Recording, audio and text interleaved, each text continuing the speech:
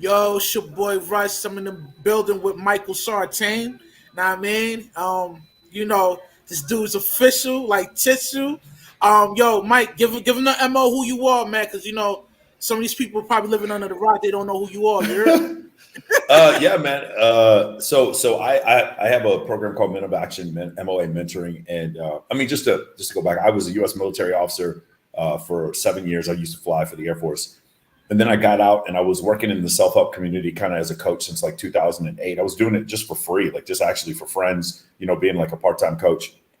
I get to travel around the world just like as a part-time gig. And then in 2019, I started the Men of Action mentoring group. So for me, I teach networking as it's an evolutionary adaptation. And the reason why people like my course is because I host all the bikini competitions in Las Vegas and several of them in Mexico, Jamaica, and Los Angeles as well, and some in Miami.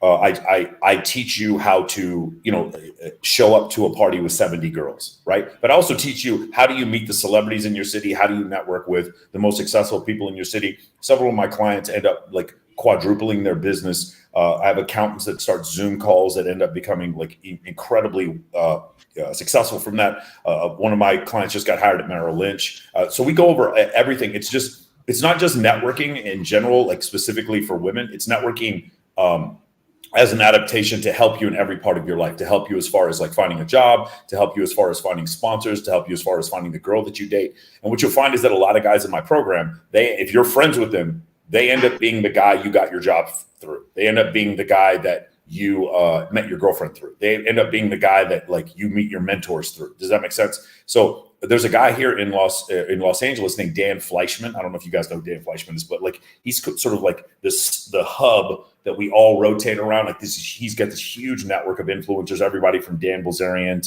to Gary Vaynerchuk to anybody you can think of, Ty Lopez. They all know Dan Fleischman. And so he was one of the guys that I sort of patterned my program after, and I teach other guys to do this. I've had 600 clients so far and just incredible amounts of success. And we show the success in our testimonials. There's 50 testimonials on the program. So that's kind of what I do now. But the reason why everybody asks about me or knows about me is because of all the bikini competitions. I'm the host of Swimsuit USA. I'm the host of Paradise Challenge. I'm the host of the Playboy Presents Yandy Summer Search. I was the host of the Rehab Bikini Invitational, the host of Miss Brazil USA. So every bikini pageant here in the Southwest, I recruit and I'm the host for it. And I used to work as a videographer at the Playboy Mansion. Oh, you're muted, Rush. Yeah, man, that's amazing, man. You got a lot of accomplishments under your belt, man. Yep. My first question for you is, well, I think Access Hollywood is an amazing show. And Access Vegas. Access Vegas, yeah. Yeah. And I'm just wondering how did you and Rolo come up with the concept with this hit show? So Andrew Tate reached out to me about a year ago, and he wanted to come on my podcast, and he was actually going to come out here because he saw that like I knew a bunch of people in Las Vegas. This is before he was famous, more than a year ago, maybe 18 months ago. And he and I were going back and forth. I didn't know anything about him. I wasn't following him on TikTok, nothing like that. He said, "Hey man, I don't know if I'm going to come to the US, but he goes, what I am going to do is send you a guy named Justin Waller. I don't know if you guys know who Justin Waller is, but he introduces me to Justin Waller, who's one of his business partners. Justin comes out and does a podcast with me. Then I make Justin the judge of a bikini competition with like 40, 50 girls. And Justin just like bought in. He's like, okay, you need to meet Rollo Tomasi. So he goes to Reno to meet with Rollo, and then Rollo looks at my stuff and immediately says, hey, man, I have a plan for a show that I want to do, but it's not like Fresh and Fit. Like, we're not going to Frank Castle any of the girls. We're just literally just going to provide them with data. And we want the girls to be, they don't have to be like everyone's type, but they need to girls who like get paid for their looks, if that makes any sense, right? And so if you'll notice on the podcast or on the show, we try to put four or five girls on there. And the girls are attractive in the fact that like either they're cocktail servers, bartenders, they're professional models, bikini models, or they have an OnlyFans. And we do that, and then we express to them like, what percentage of men do you think make over $70,000 a year, or what's the top 1% of wage earners in the country? What percentage of men are over 6 feet tall? And the videos go viral because people like one of the things that happens is you women, especially attractive women, they're somewhat delusional in their beliefs about what they can get from men or how many men are out there that are their type. And we show this to them using U.S. Census data and data from the evolutionary psychology textbooks by Dr. David Buss. stuff like that. So the basis of the show is kind of like an evolutionary psychology base. Obviously, Rollo is more red pill, right? So he's going to go into like more of that ideology. But with us, what we're doing is basically exposing or showing some of the concepts of evolutionary psychology and getting women's reactions to them.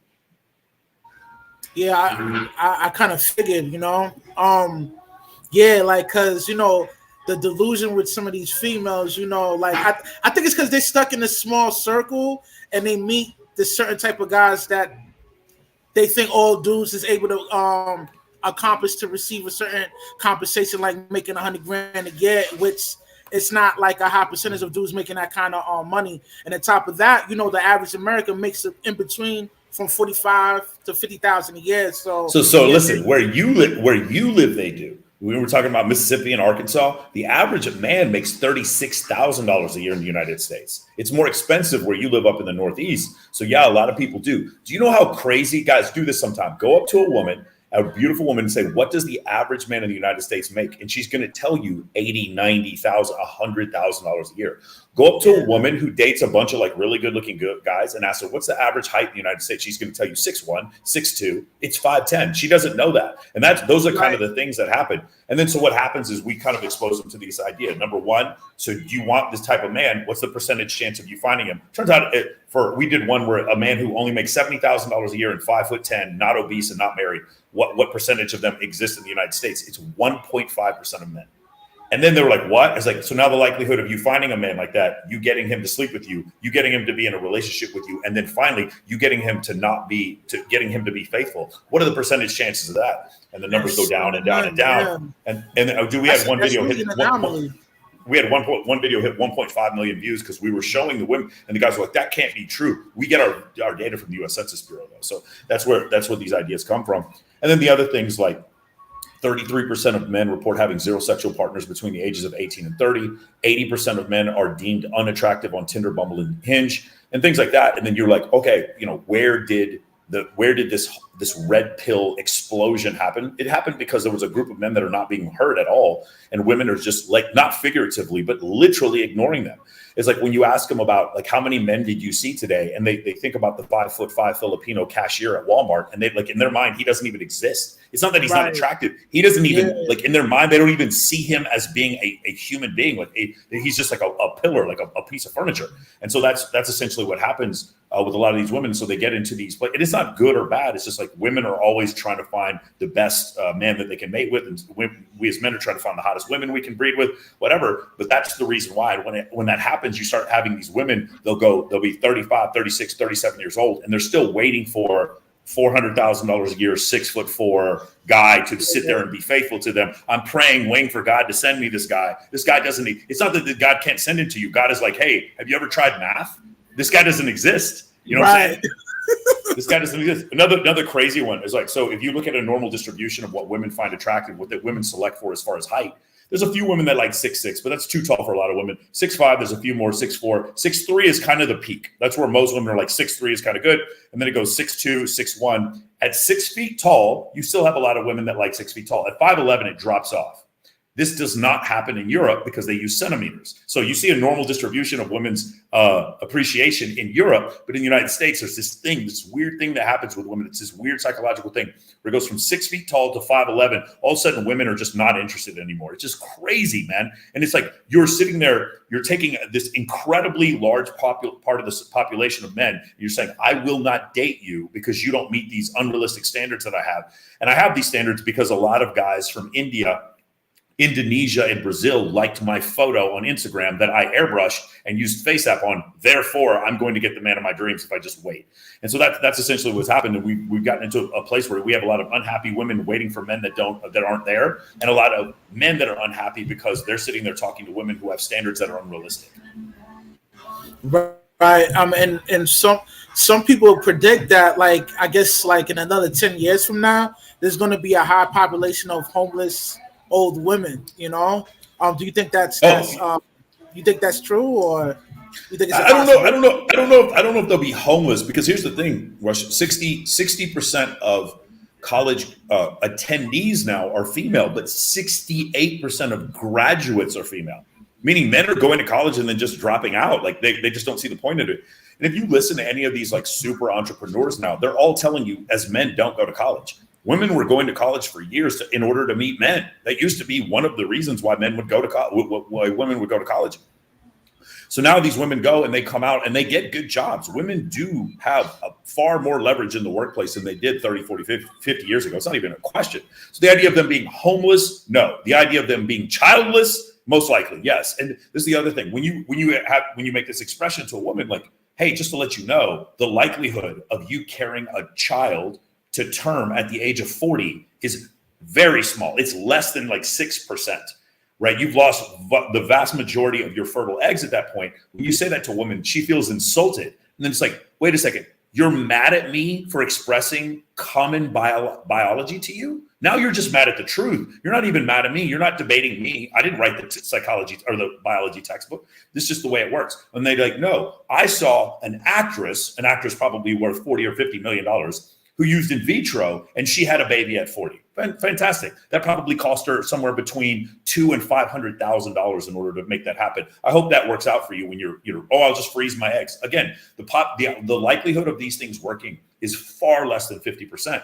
But people are being sold this idea that I am just going to maintain this level of attractiveness that I had when I was 22, 23, 24. I'm going to keep it forever. It very much is like if they ever open the Playboy Mansion up again, I'll take it. We'll go to the Playboy Mansion. When you're in there, you're going to see some old heads from like the 90s, some guys who were famous in the 90s, but they still think they're famous, and they walk up to girls, and girls don't want to fucking have anything to do. Like, who are you? I don't have any idea who you are. You're in some movie back in the 90s. This is what it's like for a lot of these women. They're like 35, and they're like, why don't men treat me the way they did when I was 23?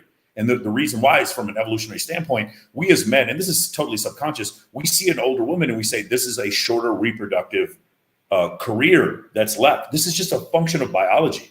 Now, if we see a woman who looks like that and we're like, she's fine, we'll still have sex with her. But like the idea of us settling down with her becomes harder and harder as she gets older and older. And this becomes problematic for women. And you see women who get like incredible, plastic surgery is only getting better. It's not getting worse. I see women frequently who get fillers and lip injections done, and they get liposuction. They're in the gym 5 days a week. They have, BBLs and like really nice boob jobs. And then they look like they're in their mid 20s when they're 37 years old.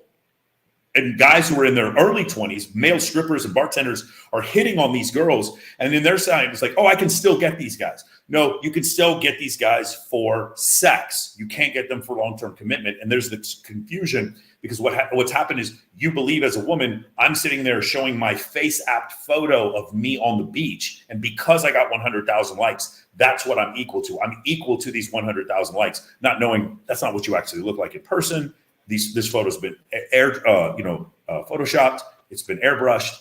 And so now when we meet you in person, like, she's still hot, whatever, I'll smash. And then you move on. And then it's like, and then all this narrative comes out. Why don't men step up? Why don't men grow up? No, we did grow up. We understood. We're very clear on what it is that we want. You just didn't want to listen when we told you.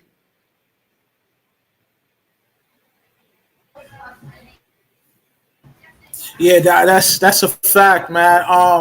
Yeah, because it's like they never really get the point when they can't discern the difference between a dude that's just using them to smash or a dude that's gonna really take him seriously and wife him up. But usually when you're old and washed, that doesn't happen. My next question for you would be, I know you've been in the nightlife scene. You know what I mean? Due to the fact you used to like promote for different clubs like that. Have you ever thought about doing that full time and starting up your own club? Now I know you don't like to be stuck in one situation where you got to deal with an overhead and all that, but talk to me, man. Let me know what's good, man. So I don't really need to do that. So one of the things I teach in Men of Action, remember what we said before about there's like 10% of men receiving. So just to let you know, I believe it's the top 10% of men on Tinder are receiving 63% of the right swipes. The top 20% of men on Tinder are receiving 83% of the right swipes. So it's very much a small group of men who are receiving all the attention and a large group of men that are almost receiving none. And then you're being sold these packages like, no, boost your account for $13 a month, all that kind of shit. That's where that comes from.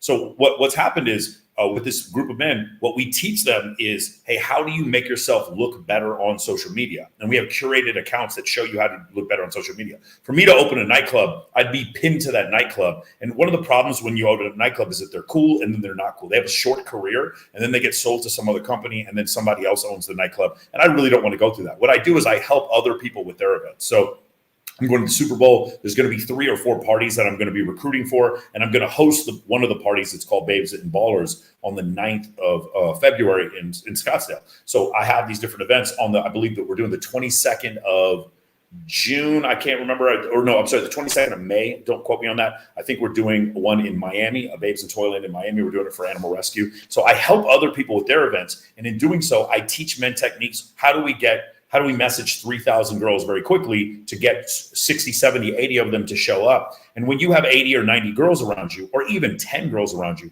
what happens is it's called pre-selection. If you guys want to look it up, any of you guys who are in this, into science, into scientific studies, look up a survey about what's called mate choice copying. Mate choice copying. And basically the idea is in 2 gender species, when you have the males that are surrounded by other females, more females are then attracted to that male, i.e. Hugh Hefner, Dan Bilzerian, Justin Timberlake. If you hear the stories about Leonardo DiCaprio, because women find him attractive, even more women find him attractive. Leonardo DiCaprio is not a very tall guy, right? Neither is Tom Cruise. There's, like 5'6", 5'7".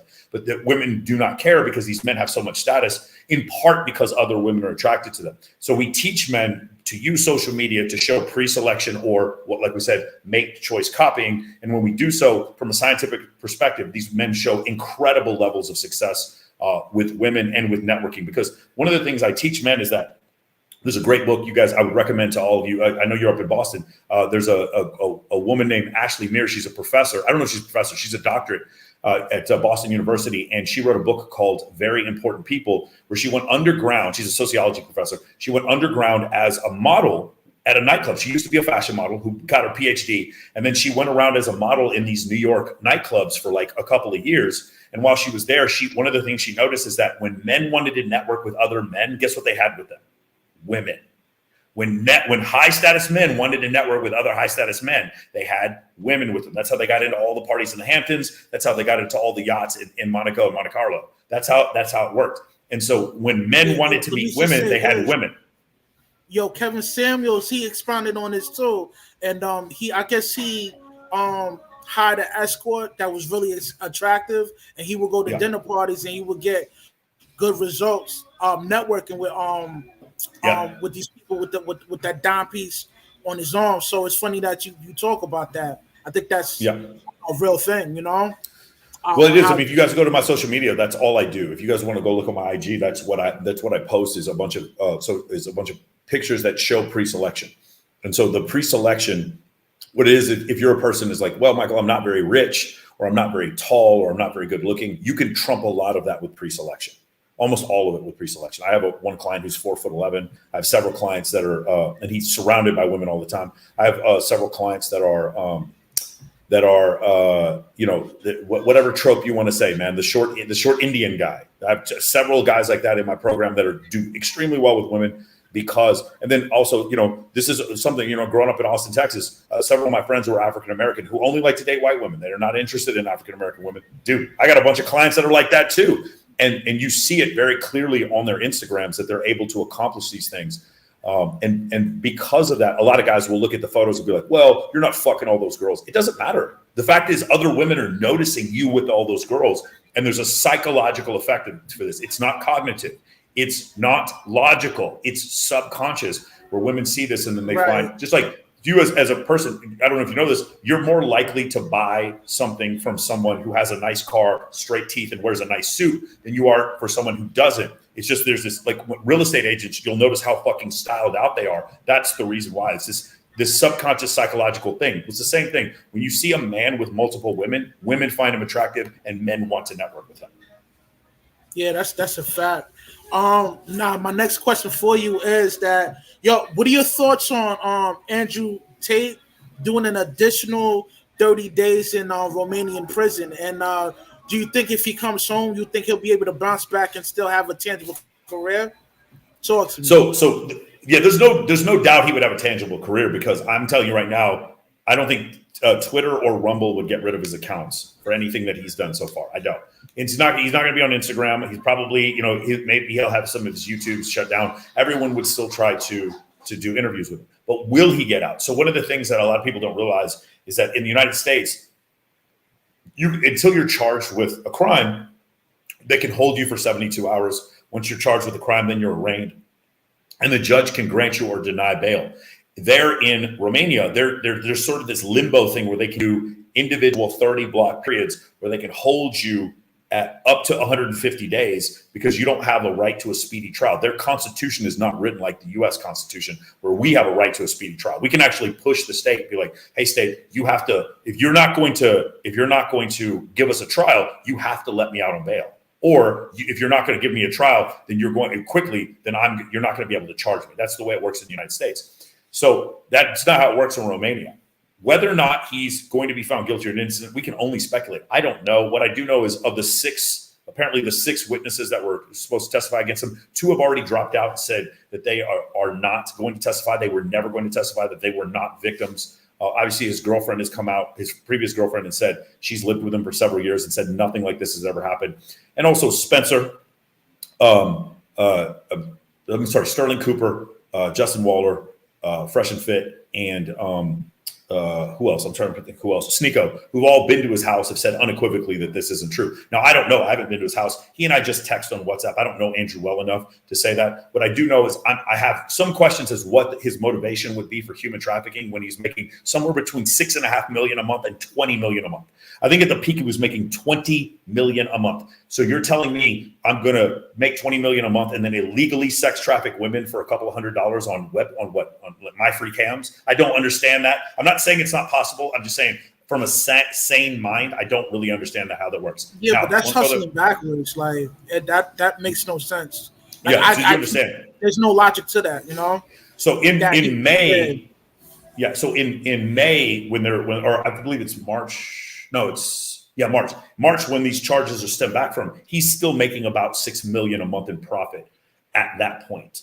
Maybe not profit, but in revenue a month from Hustle University and the War Room. So it's that's the only thing I'm pointing out. That doesn't mean he's innocent. I don't know. I can't say whether or not he's innocent. What I am saying is that part seems to be thrown out. And one thing that I found that's kind of upsetting to me is that people who don't like Andrew Tate are absolutely 100% sure that he's guilty. But people who do like Andrew Tate are 100% sure that he's innocent. And the fact of the matter is we don't know. What I do know is this. The lesson that I've learned from this is, guys, we've got to fucking stop snitching on ourselves. We've got to stop leaving voice recordings. We've got to stop texting girls things about our dick and their vagina. We've got to stop messaging these girls. I just want you to know, this is probably the most important thing that I would leave to your viewers. Every message you've ever sent to a woman, when she doesn't like you anymore, she is going to delete all of her messages and send a screenshot of you messaging her over and over again and tell her fucking friends that you're a stalker. Dude, listen to me. Be careful what you message theyese women, bro. They're going to use it against women. Send me nudes all the time. Our response is go with Jesus. Hope God loves you. I never write back. Oh, those are nice tits. Ever. You will never see me write that back because everything. Let me tell you something else. If you're going to talk to a girl, FaceTime audio or FaceTime video, because the phone can't record audio when you're running FaceTime audio or video. The iPhone won't record it. When you use WhatsApp, even though it's encrypted, she can still save those messages even if you delete them from your side. Does that make sense? If you want to use Cyberdust or Facebook Secret or fucking whisper mode on Instagram, I would do that. I'm not trying to say that I used to work in intelligence in the U.S. military. But fellas, every time you write a girl anything and you're saying, I like you, anything that gets kind of sexual, innuendo, or leave her, God forbid, leave her a voice memo on WhatsApp, please know it will always be used against you. It will never be used in your favor. She's going to meet another girl that you're dating, and she's going to show her these messages that you sent to make you look like a creep. No matter what, they will take it out of context. It's never happened to me, but I've seen it happen to too many other dudes. Fellas, stop snitching on yourselves. Stop. Just be like, hey, meet me over at my place. If she says no and she wants to go back and sexting, she's bullshitting. So just move on to the next. If you're not going to come meet me, move on. I'm not here to text all day. You understand what I'm saying? Stop trying to get validation from text, because what that does is you're just snitching on yourself. So don't do that. Man, I'm glad you said that. Man, this is good information to help my people to stay sucker free out here. You heard? Can stay inside.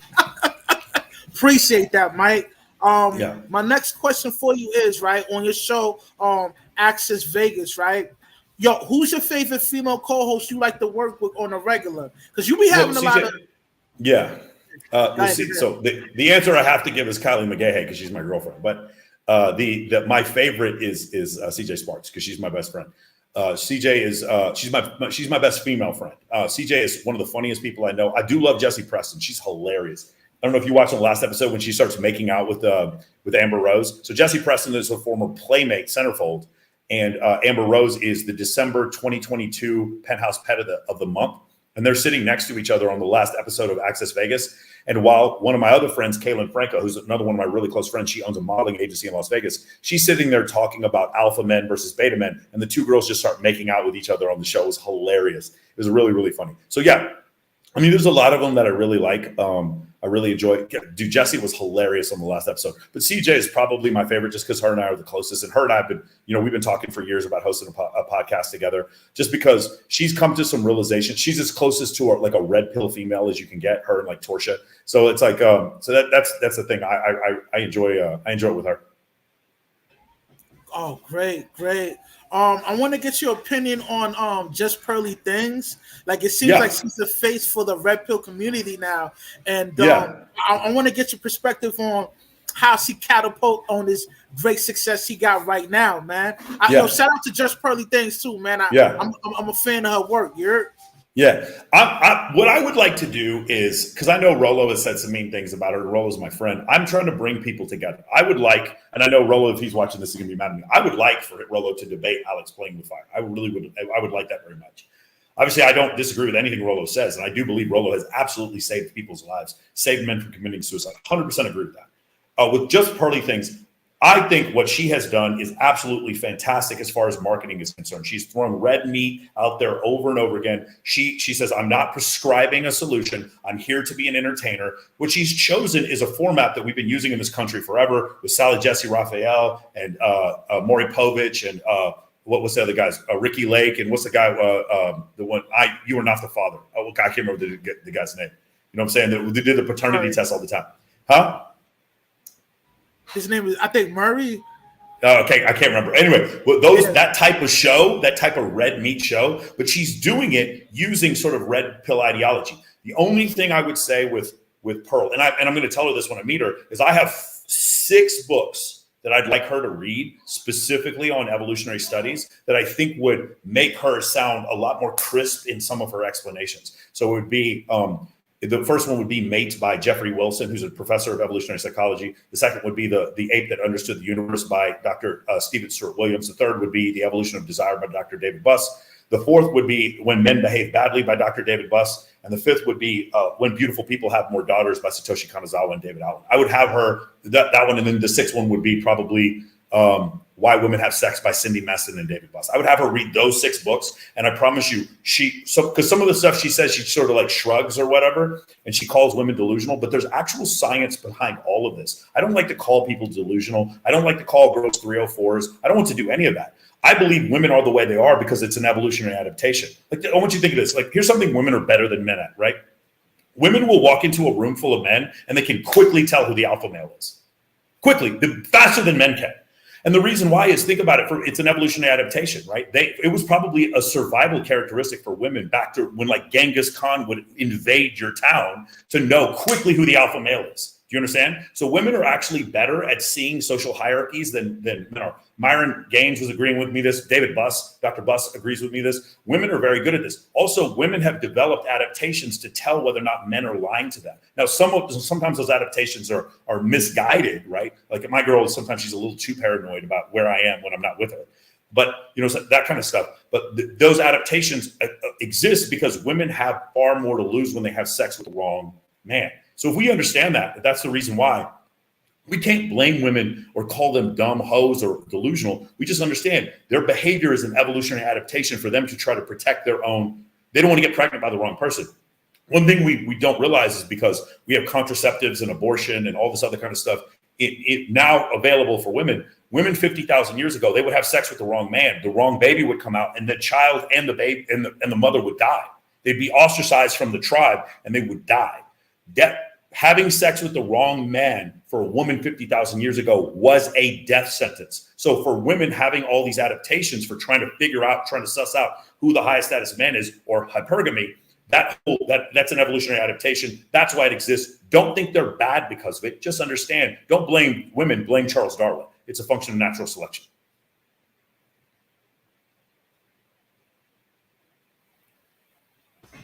Yeah, I totally agree with you on that. And I have this saying I always use when females are monkey branch into a better situation. I usually say it's hypergamy on steroids, because they are socially calibrated to find the quote unquote alpha male. Know what I mean, Yeah. my next question for you would be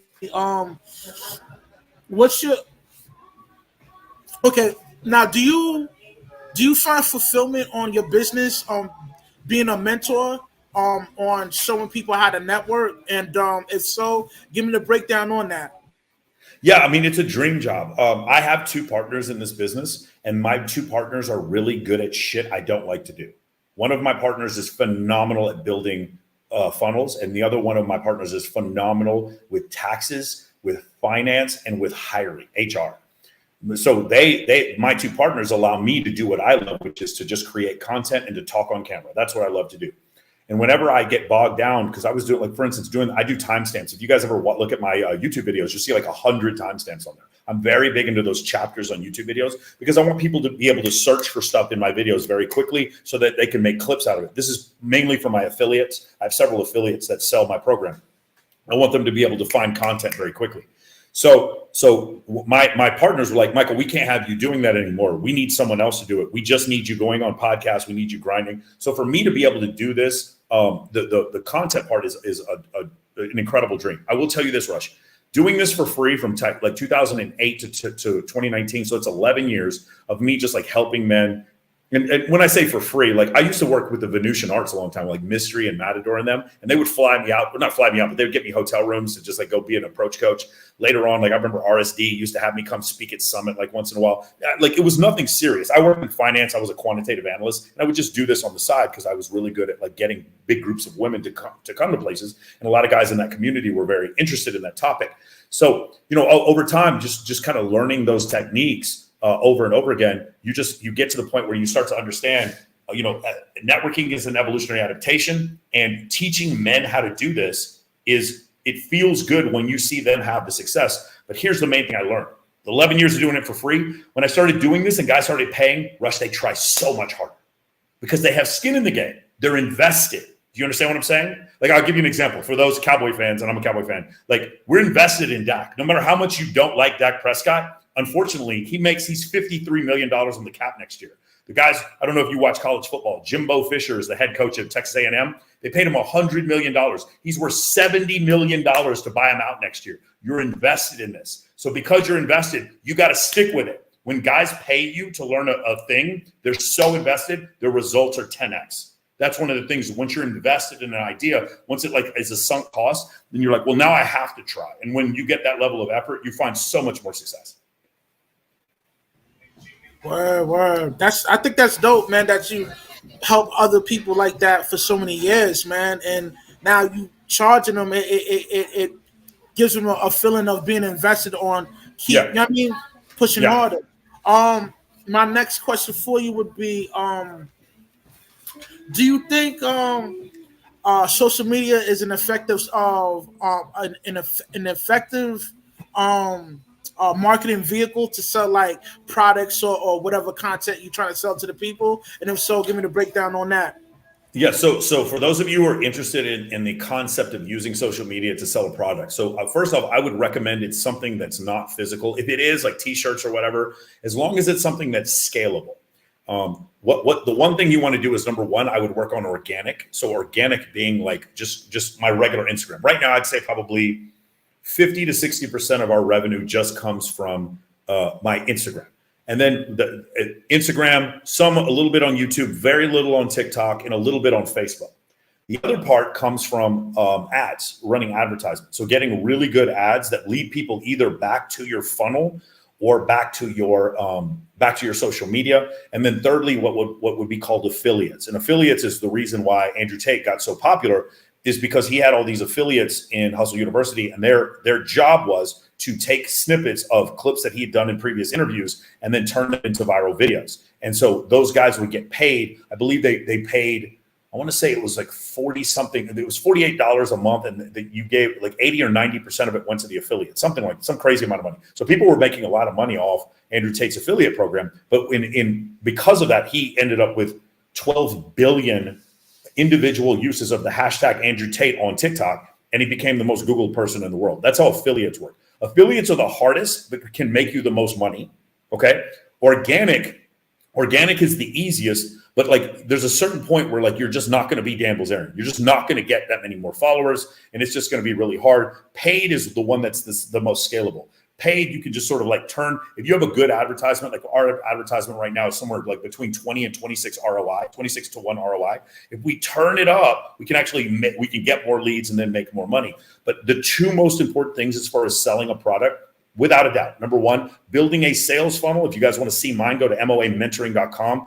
Check out the sales funnel. So there's going to be an opt-in. It's going to take you down through a bunch of testimonials, and then you're going to book a call. And then the number two thing, and this is the single hardest thing, you guys want to create an 8-figure business, the single biggest pebble in your shoe, the thing that will make it the hardest, is getting a competent sales team. Good salesmen are like gold. You can't pay them enough. And in fact, any of you guys who are watching this right now, you're like, Michael, I would like a really quick way to make $1 million. I'll tell you right now, learn high ticket sales.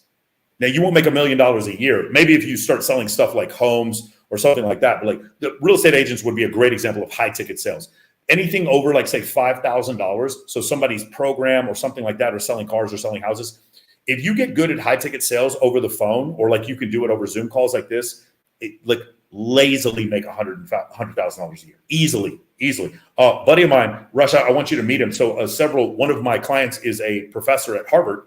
And then I have a few clients that are students at Harvard. And then I have several other clients that are promoters in Boston. And I'd like for you to meet them. And you'll see that some of these guys are like, they work for my sales team, just buku money. No problem whatsoever. For them to make easy money being a high ticket salesperson. They're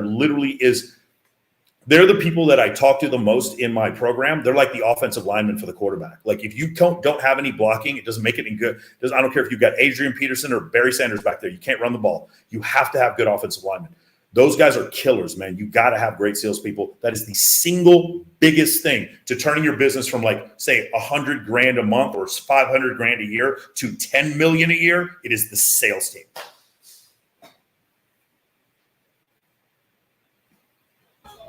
Yeah, usually the individual that's working in sales usually makes more money than the actual owner of the company, because the guy that owns the company, he has to, pay off all his employees and, pay himself a certain compensation. There's certain months where it's like that for us, and I am more than. Dude, let me tell you something. If I have to pay you more than I get paid, I am more than happy to do it. I love paying my employees. Nothing in the world makes me happier than getting more units in the building, more people in the program, because more people I help, the more powerful, because there's a networking effect in Men of Action. We all help each other like a team. We use a lot of football and basketball analogies in MOA. And so the more guys that get into the program down the line, I know nobody ever leaves the program. Like maybe 5 guys out of the 600 have been like, yeah, I don't like this anymore. No one leaves the program. They stay in it for as long as they can. They stay loosely affiliated. We have an affiliate program coming, not affiliate program. We have an alumni program coming up where, like, after you've done your first 6 months, you can continue to stay on for ad infinitum as long as you want. And so we built this really strong community on our Discord server and on Facebook groups and on Instagram. And we've done that. And these guys really help each other. So, like, for instance, you're in Boston. If you joined MOA and all of a sudden you're like, hey, man, I want to throw a photo shoot in Boston, we would connect you to the 10 other Boston guys in Men of Action. They'd share their list with you, but we'd have to fix your Instagram first. Then we build your list of like 2,000 girls, about 200 really high status guys. You'd have a technique to go through your list. You could either hire a virtual assistant to do it, or you could do it yourself. For instance, if I want 100 girls to come with me to a club and I'm not very famous, I need to message 2,000 girls. That seems hard. It's not as hard as you think. That's what virtual assistants are for. That's one of the things we teach in our course. And so next thing you know, it doesn't matter how good or bad at game you are. You walked into a club with 100 girls. Everyone else can just shut the fuck up. The fucking GM is bowing down to you, and it's not that hard, and it costs you next to nothing, guys. You pay some VA like $4 an hour. It's nothing, and it's so easy to teach people how to do it. We actually write out the invites for you. It's step by step. That's what makes this program so incredibly easy for men who are just trying to meet women, but other people who want to network. Just going, like whenever I would go see Ty Lopez or whatever, I'd always try to bring beautiful women with me. Whenever I go to elevator nights or whenever I try to go to the Thrive conference, I always try to have 2 or 3 beautiful women with me because everyone wants to network with me. There's something different. Does that make sense? It's a break in rapport. So that's a technique that I teach guys as far as networking is concerned. Wow, I think that's dope. Definitely might get into that. Because I like networking, like with great people like you, man. My next question for you would be, what are your thoughts on the female that has a transactional mindset that seeks out the clout? Talk to me. Let's expound on this. Okay, so one of the things we have to, if we need to understand is the transactional female is overrepresented at the big, huge celebrity party and at the nightclub, right? When we go out, we see the super hot girl with the biggest fake tits and the biggest hair with the most plastic surgery, or the hottest girls with the most Instagram followers. And a lot of them are transactional. So what happens is a lot of people who are black pill, they start believing all women are like that. Let me tell you, certain gentlemen, not all women are like that. Not all women are transactional. A lot of women aren't. And it's hard for men to see that, because as long as they believe all women are transactional, then it's very easy to explain why you're sitting at home, not fucking a girl, playing video games. Shout out to Madden. I've been playing Madden all day today, by the way. So, sitting there playing video games by yourself and without a girl, right? So you can make these excuses. The reality of the situation is, yes, some women are transactional. You probably have homeboys who just like Asian girls. You have homeboys that just like girls with fat ass, don't care about titties at all. You have girls that just like big fake tits, don't care about ass at all. You probably have homeboys that don't care about a girl's face, or girls only care about a girl's face, or some dudes who only like them very young. Dudes have different preferences. You understand that, right? It's a distribution of things that we as men find attractive. Now, if you were to say, does Selma Hayek in Dusk Till Dawn, was she fine? All of us think she was fine as shit. Celine, or what's her name? The Colombian chick, was it Shakira? Shakira is fine. Even if Shakira's not your boat, nobody thinks Shakira's ugly. She's fine, right? Young Mariah Carey, god damn, bro. Young Mariah Carey was bad as shit. It doesn't matter what color we are as men. We all think she was fine because she had a symmetrical face and a great figure. So that's the way it is. But we also do have our own preferences as men. As women, they have their own preferences too. And there's a small subset of women that are only transactional. I have some homegirls. I live in Vegas. Obviously, there's a bunch of escorts that live here. These girls are like they literally get physically stimulated by money. But you just avoid that. You know what I would do if I had a homegirl that was like that? It's what I already do. Hey, homie, what up, homie? They're friends. They're my teammates. Introduce me to your homegirl. Like, obviously, you and I aren't going to hook up. I'm not going to be your sugar daddy. But you know what? I'm going to throw a party later. Do you want to come? Just, oh, yeah, fuck yeah, let's go to the party. They come and we're just homies. We're just running the pick and roll like Stockton and Malone, right? When there's a girl who's not your type, not your vibe, or taken like she's married or she's friends with your homie or whatever, that's a teammate. That's who comes set the screen for you. Do you understand what I'm saying? That's the wide receiver and you're the quarterback. They help you out. They block for you. And so you'll find that when you have a bunch of females, when I'm in a party and there's a bunch of females and there's 40 girls there and there's like one girl, that's how I met my girlfriend. I was hosting a bikini competition in Mexico, and I saw her and I was like, she's the one. I knew immediately. And I sent 4 girls to go meet her and talk to her. And the girls are like, oh, you should be Michael. You should be Michael. So when she saw me, she already knew all about me. And then it was just opened up the floodgates when we ended up first meeting. You understand what I'm saying? So that's the thing. If a girl is not your vibe, immediately friend zone her. Say that to yourself. If a girl is not immediately about you, friend zone her, and then build this whole thing where, okay, I know this girl is married, so she's not about me. This girl doesn't like guys that are my skin color. This girl only likes rich guys. And this girl right here is already has a boyfriend. So let me get those 4 girls. Let me take them out for their birthday. Let me walk into the club with 4 stunners, knowing I'm not trying to get with any one of them, and watch all the other girls in the club be like, who the fuck is that dude with the 4 stunners? You see what I'm saying? So you just use them as leverage in order to get what you want as far as networking is concerned. Don't sit there and be like, oh, you don't want to have sex with me? Fuck you, bitch. That's what dudes do. Like that mode 1 shit. And I'm not trying to talk shit about mode 1. Shout out to Lucario. I'm not trying to, I'm not trying to talk bad about that. But what I'm saying is the problem is it's not blow me or blow me out. It's like, you don't like me, then come play for the team and help me out. You'd be shocked how much women love hooking up their guy friends with other girls. They love it. Women have this inner psychology. They all think they're Cupid. They all think they're psychologists. So use that adaptation in to your advantage.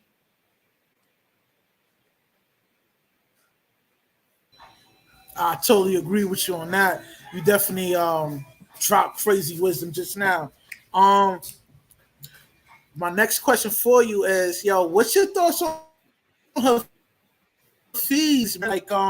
Like, what's your thoughts on Hafiz's perspective on, like, you know, getting married and stuff like that? His optimistic perspective on getting married. Like, do you think he's over optimistic or he good? So I listen to Hafiz and Ruslan, and they both have this very, you know, optimism. And speaking as a man who's a Christian, I'm telling you right now, first, I don't have a strict belief as if like the Bible is everything in the Bible is true. Like, I don't believe the earth was created in 7 days. And I don't believe that God told the Israelites to go kill all the men and then steal all the virgins. I don't believe stuff like that. I think you just wanted to do that, and then you said God told you to do it. Okay. I don't believe in some of the things in there. I don't believe in Jonah and the whale. I don't believe in some of that stuff. But I do think that these were cool metaphors in order to teach people a lesson. Now, what's happened is Ruslan and Hafiz are trying to fit a Christian square into a red pill hole. And this is where the conflict has come, because the red pill space is so bombastic on social media, but they're trying to stick with the Christian values and go against the grain. The reality of the situation is this. Ruslan went on one debate and he started talking about the men who are single are depressed compared to men who are married. And he just leaves it at that. He's like, being single is causing them to be depressed. No, that is not true. If you guys want to look up the study yourself, that is a misinterpretation of the study. Yeah, I think single men. I think what he was trying to say is, like, if you're in a decent social setting with good peers and friends, that also can keep you living for a long lifespan. Like, it Yes. doesn't have to be like a romantic type relationship. It could be For sure. having good friends around that Yeah, keep you mentally alive, stimulated. You know? Yeah. Feel comfortable. Well, no. But here's what happens. Here are the actual numbers. About 1.7% of men who are married say that they're depressed. Men just in general don't suffer from depression as much as women do. Women are about twice as likely to suffer from depression as men, and it's because we have testosterone. Testosterone tends to fight off depression in general. It can make you act crazy, make you super aggressive, but generally men who have high testosterone generally don't suffer from depression as much in general. Now, here's what happens. About 1.7% of men who are single report being depressed. Who are married report being depressed. About 3.2% of men who were single reported being depressed. But here's the part of the study that Ruslan fails to mention, is that 3.2% of men includes men who were divorced. 70% of the divorces in this country are initiated by women, and divorced men are 5 times more likely to commit suicide. So when you're gonna use those numbers, I think you have to take out all the divorced men. And when you do, you're going to find the same number of men who are single and married suffer from depression. The other thing we're going to find out is that depression is actually a neurochemical imbalance that in some cases is caused by genetics and not necessarily being married or being single. So the reason this data has been misinterpreted is the idea is I'm single, therefore I'm depressed. No, what it is I am sitting in my mom's basement eating fucking cookies, watching porn. I never get out of my house. I have low testosterone. I never meet any women. Therefore, I'm depressed and no one wants to marry me. My depression made me unmarriable rather than me being single making me depressed. They've mixed cause and effect, and they've conflated causation with correlation with causality. That's what's happened with that stuff. I totally agree with you on that. And on top of that, taking vitamin D pills can help out fight that depression too. For sure. So that's a good point for people of color who live in northern latitudes. Yeah, we lack your body does not. You don't. Your body doesn't absorb. Your melanin. So basically, that's an adaptation because you would get too much vitamin D if you lived in the Serengeti or if you lived in Africa. So that's why if you go up and you see people who live in Norway, they're very fair skinned. Their body absorbs fuck tons of vitamin D, right? Because they don't get as much because of the higher latitudes. So it's an evolutionary mismatch when you take people of Caribbean or African descent and you put them at high latitudes above the 60th parallel, now you get into a point where they don't get enough vitamin D. Their body doesn't produce it through sunlight. Right. Now, my next question for you is, right, what are your thoughts on Flo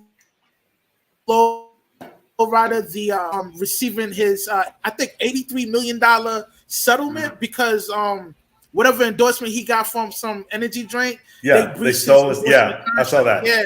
So now his baby mother is asking for more money because he is claiming that he wasn't paying the insurance for his kid. Hey guys, that's like disabled. guys, do you remember what I told you before? Stop snitching on yourselves. His baby mama wouldn't be coming for shit if he didn't have that. Remember the whole thing where he starts drinking the drink in front of him and does the press conference? If I won $83 million, Russ, you wouldn't hear shit about it. I would keep my ass quiet.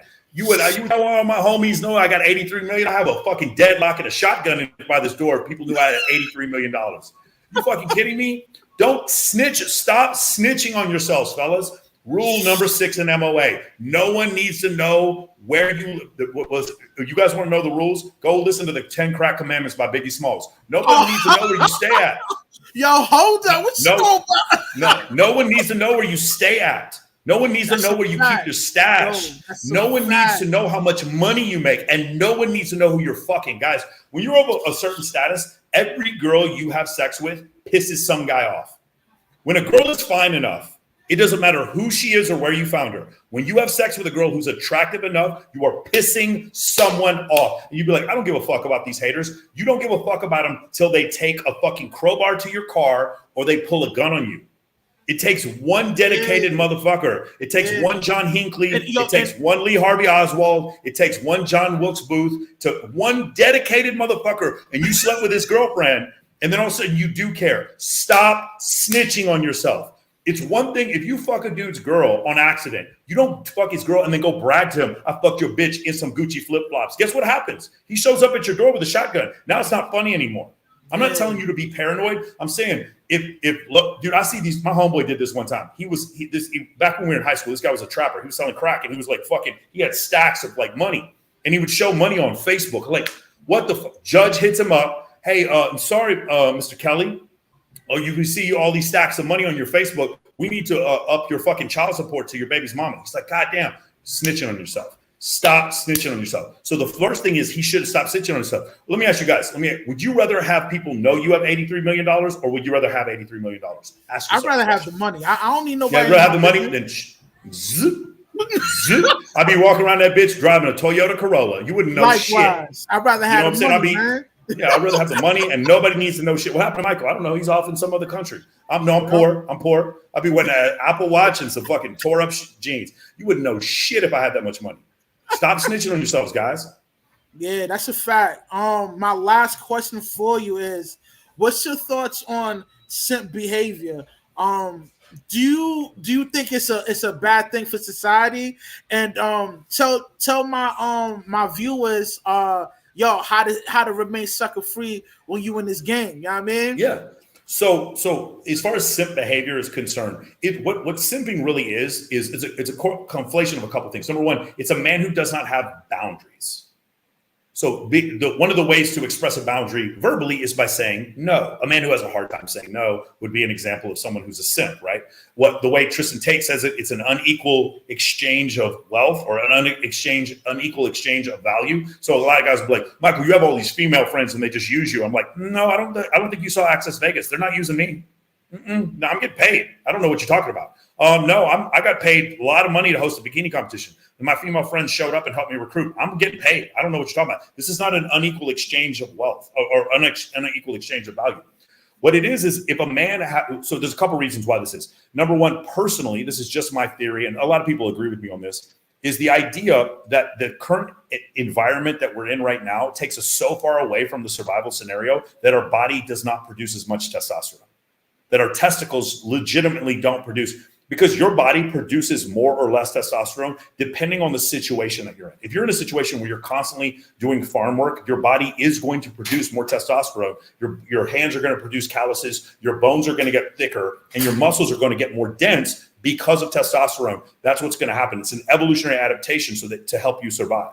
If you live a sedentary life where you stay inside, you don't get any sunlight, you don't get any vitamin D, your body's going to produce less testosterone and you're going to get heavier and heavier over time. And that's the problem. And it's going to become more and more difficult because as you increase in body fat, your testosterone gets aromatized into estrogen. So you're double fucked. That's why you got to keep the weight. That's why keeping the weight off is so important, especially as you get older, because as your knees and lower back and your hips get get more worn out, it's harder to lose that weight because it becomes more and more difficult. And then you see the 70-year-old man with the big old man boobs just sitting there like barely able to move. That's a cycle that happens because his body is producing so much estrogen from the little testosterone that he's using. Right. So when you have higher testosterone, you're going to find it's harder. You're not going to want to be a simp. You're going to understand clear boundaries around you. Right? That's one of the things that happens. You're going to become more assertive, not necessarily more aggressive. You're not going to be an asshole, but you're going to understand the boundaries that happen that are around you. But I think that the situation, you need to ask yourself from a third-party perspective. You look at your relationship with a woman, whether she's your friend or just some girl you know, or a girl you're subscribing to on OnlyFans. Look at the situation from a third party and ask yourself, who is gaining more out of the situation? If it's about tide, maybe you're fine. But if it's a situation where she's clearly getting more than you, then you're simping. It's very simple. And if you have to ask a friend and ask a friend and be like, hey, do you think I'm simping here? That's fine. But here's the thing that's going to happen, Rush. Most guys won't ask their friend. And the reason why is because they know they're simping. They know the very fact that they're asking their friend is the simping. You see what I'm saying? And so a lot of guys are embarrassed by it. And I totally get it. But that for yourself, one of the hardest things to do is to tell a beautiful woman no. And women know this, which is why they have so many advantages. The reason why the Spearmint, Rhino, and Sapphire and the Gentlemen's Clubs, they all exist and the reason why OnlyFans exists is because men don't want to tell beautiful women no. When you finally, for the first time in your life as a man, tell women no, trust me, guys, I'm not MGTOW, but I'm just saying, have a boundary around you. The first time you actually tell a beautiful woman no, but not in a mean way, just be like, hey, no, I don't really feel like doing that. Take care. Like, hey, do you want to pick me up from the airport and then just take me and my friends out to eat? Be like, no, I'd love to, man. It sounds great, but I have a date tonight with a girl. And she's going to be like, you have a date? Yeah, I have a date tonight. I got to go. Okay. And then all of a sudden her perception about you has changed because you didn't simp for her, because you had a boundary and you told her no. And by having a date with someone else, you have abundance. Rule number 3 in Men of Action, abundance is almost always the answer. Unless you have a heroin addiction, then it's not the answer. But other than that, abundance is the answer, right? So that's essentially what simping is. Ask yourself, have a third party, have a friend that you trust and say, is there equal shares of value in this relationship, or is she getting off more than me? And if she is, you're simping. By definition, you're simping. Thank you so much. Thank you so much for coming through. Oh, by the way, if you have an issue with this, just come on our free Monday calls. We will absolutely let you know if you're simping. We'll have 7 women and about 95 guys on there, and they will fucking let you. I unmute everyone, and I'm like, guys, is he simping? And everyone in unison says the same shit every time. Man, thank you so much for coming through and let me interview you, man. For sure. Any last word to the people, man? Give them your final thoughts, man, before we sign out. Listen, man, I will tell you guys one of the greatest discoveries for me in the last 20 years. I'll give you 3 of them. Number 1, audiobooks were incredible. One of the reasons why I can talk about so many different topics, everything from quantum mechanics to economics to evolutionary psychology, is because I try to go through everywhere from a low end, maybe 25 books, to a high end when I was in the military, about 65 books a year. And I listened to them at 1.4 speed, 2.5 speed, 3.0 speed. That was the first one. Second thing I learned that was incredible was to find mentors. I went to dinner last night with a bunch of YouTubers, and I think the guy with the fewest number of subscribers was 645,000. And then there was me with 41,000. Right? Everyone else and they're 18 million subscribers, 22 million. I was like, God dang, man, it was crazy. You go outside, it's Tesla, Lamborghini, Tesla. And everybody just chaotic. I always want to be the least successful, least wealthy person and least experienced person in any room I go into. That's why I hang out with Dan Fleischman. That's why I hang out with Spencer Cornelia, because when I'm with them, they're more successful and more experienced than I am. Always try to do that. Don't try to go back to this is a big problem I used to have. I was a first lieutenant in the Air Force. I came back from my first tour over Iraq and Afghanistan. And next thing I know, I'm back in Dallas on leave and I'm playing fucking Madden for money in a trap house. And I'm like, I'm in a trap house. I'm a first lieutenant in the Air Force, but I'm still trying to stay cool, stay true to the homies back in East Dallas or back in South Dallas. I'm like, what the fuck? Why am I in a trap house playing for like $100 with some dude who might kill me? You know what I'm saying? Like, what? At some point, you need to say, I need to be in a room with people better than me. So that rule number 2 was to find mentors. And the third thing is to understand that humans are subject to natural selection, just like any other animal. So what I would recommend you guys do is take a year of your life and focus on this one concept of evolutionary studies and evolutionary psychology. Evolutionary psychology in general is what's called a soft science. Evolutionary psychology is what's called a hard science. Evolutionary psychology is tested. There's a bunch of studies about it. Dr. David Buss says all psychology is an evolutionary psychology. And this is the concept that all of the proclivities that we like, a fat ass, big fake tits, women with symmetrical faces, signs of youth, like to hear music, like to hang out with our homies, all these things come from our ancestors. These were survival characteristics that aided us in survival. And that's the reason why our ancestors passed down these characteristics to us. And therefore, our ancestors, or our would-be ancestors, that weren't afraid of snakes, that weren't afraid of heights, that weren't afraid of spiders, that weren't afraid of like women who look trashy, that weren't, you know what I'm saying, that weren't afraid of like walking into dark, scary caves, and weren't afraid of walking up to lions, tigers, and bears, those ancestors fucking died. And the ones who were like that, they passed on their adaptation, which is the reason why I have a fear of heights and I like fine women. Does that make sense? It's Makes evolution. Sense. When you understand it from an evolutionary perspective, you take that one piece and the whole world opens up to you and you start to understand why everyone acts the way they do because of natural selection. Word out, man. This was dope, man. Thank you so much again, man. For it's sure. your boy.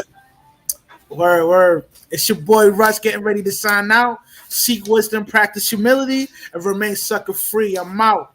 One. All right, guys. Take care. Peace. Yeah.